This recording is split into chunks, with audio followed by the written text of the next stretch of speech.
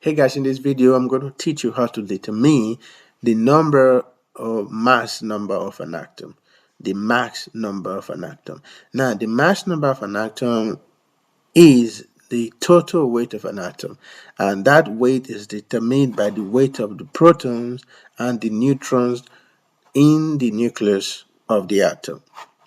Electrons do not play a role in determining the weight of an atom. Why? Because the weight of each electron is practically insignificant.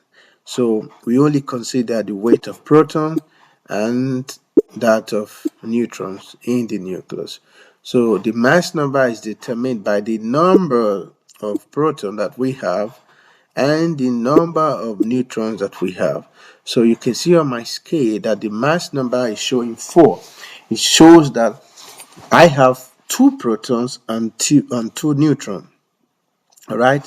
Now, if the mass number is 4, it doesn't necessarily mean that you have the same number of proton and neutron.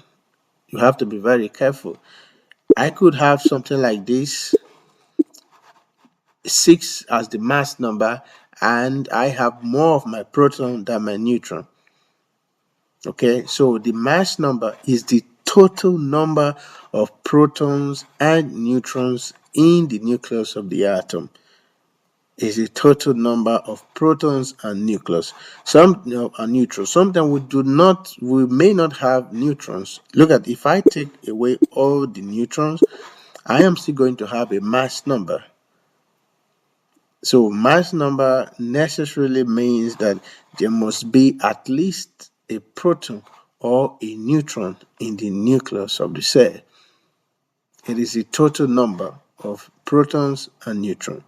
You could be having only neutrons without having a proton, but the problem is having neutrons alone makes that thing not to be an atom of any known element.